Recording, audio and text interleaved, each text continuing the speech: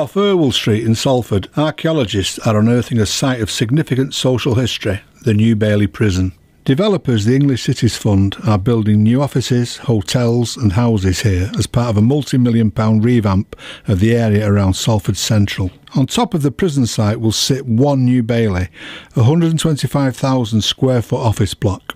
But before the concrete gets poured, the public will get the chance to dig into history alongside Salford University archaeologists. We found the really well preserved remains of the foundations themselves, and we're also picking up different bits of finds. And we have found sort of what look like metal fixtures and fittings which may have come from the doors, and they're quite hefty items. But we've also been finding items that might sort of predate the prison as well, so how that kind of ties into the story of the area will help us kind of tell a bigger narrative as well.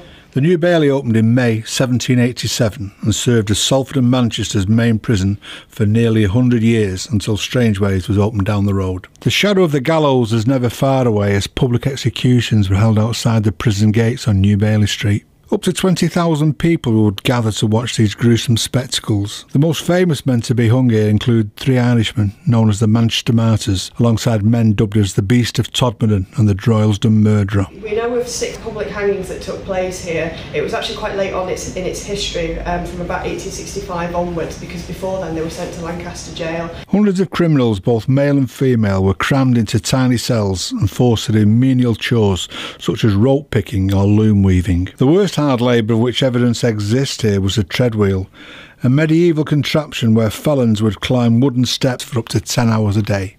Already on display are a silver trowel, maul and chisel used to lay the foundation stone. We've got well over 300 people who are coming down for our Friday afternoon tours and also for our Saturday sort of selection of tours as well. We've had a huge amount of interest in the site, and it's been really, really good to get that public interest sort of fired up again about this site.